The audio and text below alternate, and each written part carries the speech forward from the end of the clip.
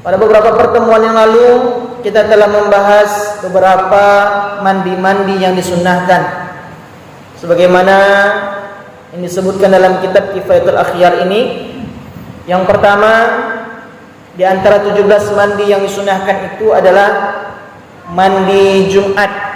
Bagi orang yang mau berangkat salat Jumat, maka sunnah dia untuk mandi. Kemudian yang kedua dan ketiga adalah mandi Idul Fitri dan Idul Adha.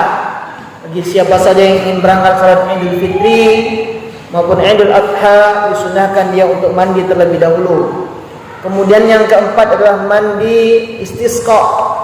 Ketika kita ingin melakukan salat minta hujan istisqa, maka disunahkan terlebih dahulu untuk mandi.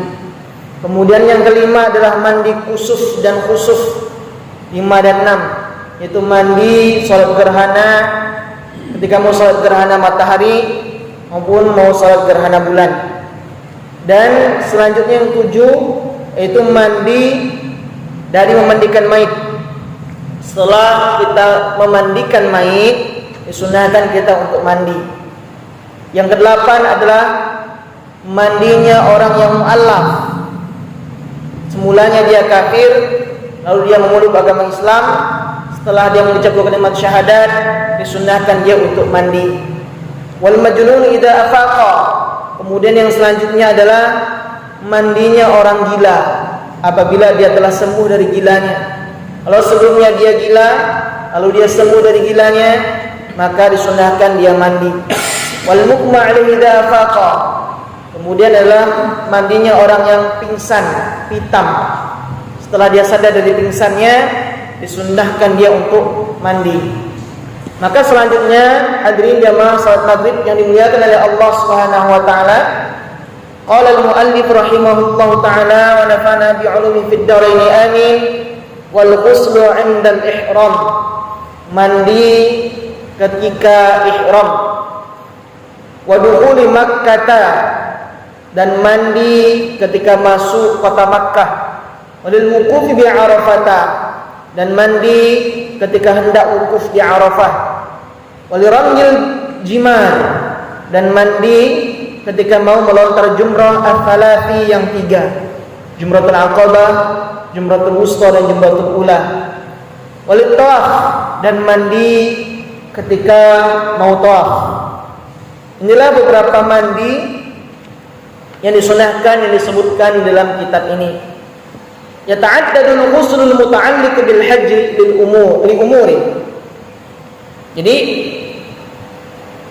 terhitung mandi yang berkaitan dengan haji itu ada beberapa perkara. Terhitung mandi yang berkaitan dengan haji itu ada beberapa perkara. Minha al-ihram. Di antara mandi yang berkaitan berhubungan dengan haji itu adalah mandi ihram. Ihramnya apa ini Bapak? Bagi bapak atau ibu yang sudah pernah haji maupun umrah, pasti sudah mengenal istilah ihram ini, atau sebelumnya pernah belajar tentang bab haji maupun umrah. Ihram itu bapak ibu adalah ketika seseorang niat untuk memulai ibadah haji maupun umrah, maka dia dikatakan ihram. Itu niat dukhul bin nusuki, baik haji maupun umrah. Niat untuk memulai haji maupun umrah. Maka sebelum seseorang itu berniat untuk haji dan umrah atau ihram tadi, maka dia disunahkan untuk terlebih dahulu mandi. Namanya mandi ihram. Dalilnya apa? An Zaid bin Sabit radhiyallahu anhu, dari Zaid bin Sabit radhiyallahu anhu, semoga Allah meridainya, anna Rasulullah sallallahu alaihi wasallam tajarrada li ihlalihi wa ittasala. Bahwa Rasulullah sallallahu alaihi wasallam tajarrada. Tajarrada ini Bapak itu adalah melepas pakaiannya. Jadi Nabi melepas pakaiannya, lalu setelah beliau melepas pakaiannya, beliau menggunakan pakaian yang berupa izar, sarung dan ridak, selendang, itu yang pakaian ihram itu. Itu maksud tajarroda. Wa ghatasala, dan mandi. Artinya Nabi Muhammad SAW ketika mau ihram, beliau mandi terlebih dahulu. Ini dalilnya. Rawi Tirmizi, hadis ini diriwayatkan oleh Imam Tirmizi. Wa qala hasanun gharibun, dan Imam Tirmizi memberikan ta'liq terhadap hadis ini.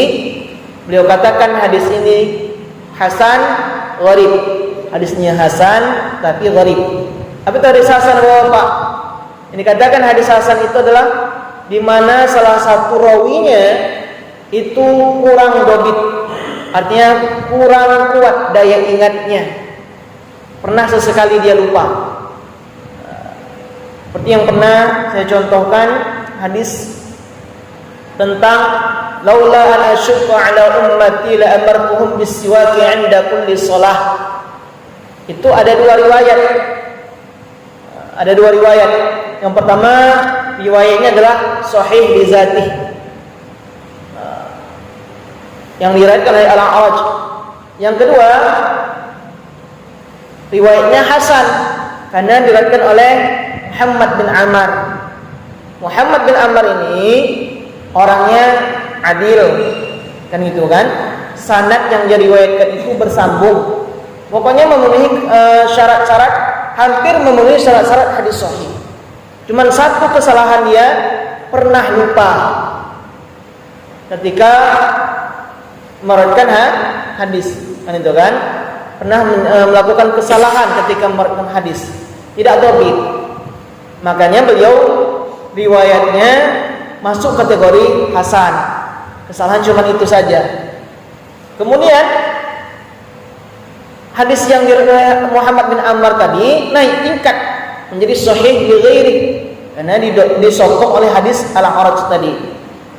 Ada matan hadis yang kembar dengan dia, yang sama, makanya dia jadi sahih li ghairi. Akhirnya sahih juga. Sedangkan hadis ini yang dikatakan Imam Tirmizi ini adalah hasan, itu hadis tentang bahwasanya Rasulullah SAW tajarrada li ihlalihi. Beliau melepas pakaiannya lalu menggunakan selendang serta sarung untuk untuk ihramnya, untuk ihram. Wa ghatasala, dan lalu beliau mandi. Artinya setelah beliau mandi, dan itu kan beliau pakai kain ihramnya, yaitu sarung yang diikat di pinggang kan, yang lempang, itu kain ihram. Dia harus bersih. Yang dilepas Nabi itu pakaian yang bagaimana? Pakaian yang berjahit. Maka kalau orang yang mulai ihram itu tidak boleh menggunakan pakaian yang berjahit. Kemudian hadis ini juga disebutkan oleh Imam Tirmizi gharib. Kalau dalam istilah ilmu hadis, gharib itu Bapak, rawinya cuma satu orang. Yang meriwayatkan hadis ini cuma satu orang. Bisa jadi dikatakan dia satu orang dalam bentuk matannya cuma dia yang meriwayatkan, kan itu kan? Atau memang nggak ada yang lain selain jalur periwayatan dia, cuma dia yang bawakan hadis itu dari Nabi, maka disebut hadisnya gharib. Maka gharib itu ada dua, ada gharib mutlak. Gharib mutlak itu artinya dari kalangan sahabat. Rawi yang sendiri tadi ini dari kalangan sahabat atau dari kalangan tabi'in. Ada namanya gharib nasabi, itu dari selain kalangan sahabat maupun tabi'in. Tentu itu dibahas dalam ilmu hadis atau mustalahul hadis. Kemudian Bapak yang Allah Subhanahu wa taala, wa yastawi fi istihbabihi ar-rajul was-sabi wal-mar'atu wa in kanat haidan aw nufasa. Jadi mandi ihram ini disunnahkan baik kepada laki-laki maupun perempuan, apakah dia masih kecil, anak-anak, kan itu kan, walaupun dia dalam keadaan haid maupun nifas. Jadi mandi sunnah ihram ini disunnahkan kepada laki-laki dan perempuan, anak-anak, juga wanita yang haid maupun nifas. Lianna, kenapa demikian? lianna Asma'a bint Umais zaujatu Siddiq radhiyallahu anhuma nafisat bidil halifah. Karena Asma bintu Umais, istri dari Abu Bakar As-Siddiq radhiyallahu anhuma, semoga Allah meridai Asma dan Abu Bakar As-Siddiq, nafisat bidil hulaifah. Beliau datang darah nifasnya ketika sedang berada di Zulhulaifah. Ini kan tempat miqat ini kan, di Zulhulaifah. Fa'amaraha Rasulullah sallallahu alaihi wasallam an taghtasil al-ihram. Lalu Nabi Muhammad sallallahu alaihi wasallam, Rasulullah sallallahu alaihi wasallam menyuruh Asma bintu Umais tadi untuk mandi ihram. Menyuruh Asma bintu Umais, istri dari Abu Bakar As-Siddiq tadi, untuk mandi ihram ketika berada di Zulhulaifah. Padahal Asma baru saja keluar darah nifas. Ini dalil bahwasanya wanita nifas pun sunnah mandi ihram. Rawahu Muslim, hadis riwayat Imam Muslim. Wala farqa fil rajuli bainal 'aqili wal majnuni wala bainas sabiil mumayyiz wa ghairihi. Jadi enggak ada bedanya Bapak. Enggak ada bedanya apakah seseorang itu yang mau mandi ihram itu laki-laki, perempuan, sehat, akalnya waras kan itu kan, ataupun tidak waras. Apakah dia anak-anak yang sudah mumayyiz, yang sudah bisa membedakan mana yang baik, mana yang tidak untuk dirinya kan? Dah bisa cebok sendiri, umur 7 tahun lah kira-kira lebih kurang. Dah bisa sulap makan sendiri, berpakaian sendiri, itu mumayyiz. Atau yang belum mumayyiz, maka ketika ia ingin ihram, sunnah ia mandi ihram.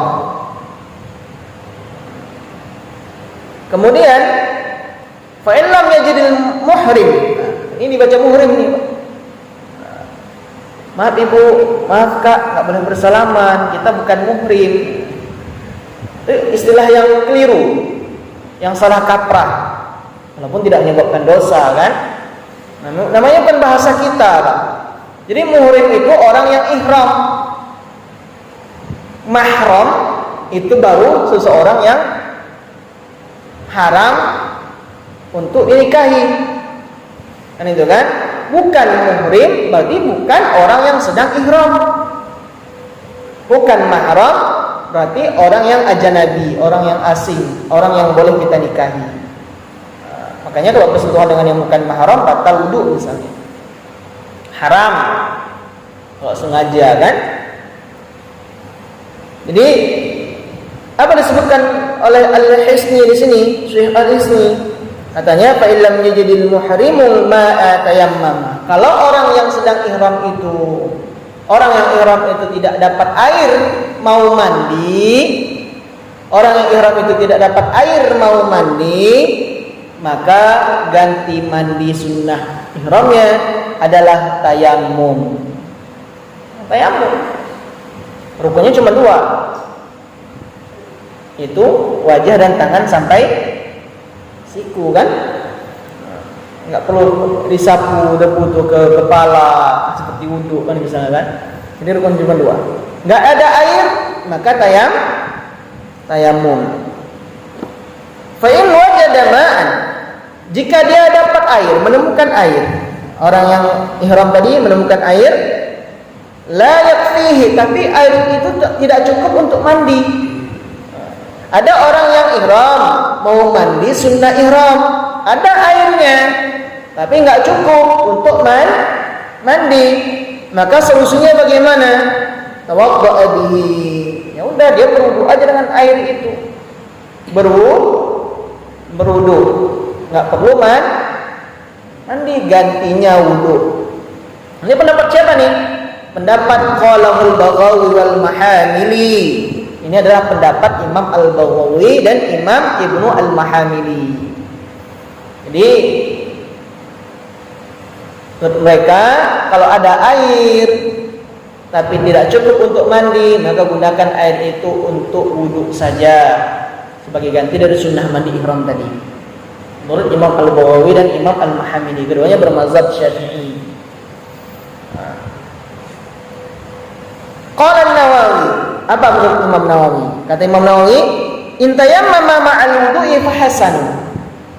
Kalau dia bertayamum serta berwudu dengan air yang sedikit tadi, kan airnya sedikit, mau pakai mandi nggak cukup, kan itu kan? Adalah tayamum. Lalu selesai tayamum, dia berwudu, kan itu kan?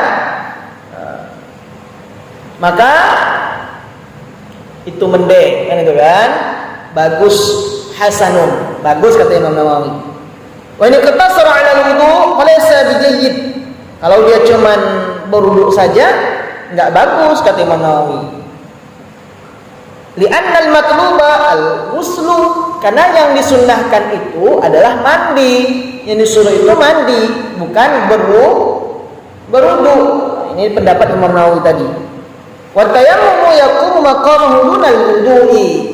Tayamum itu sebagai ganti dari mandi, bukan wudu yang menjadi ganti dari mandi, tapi tayamum.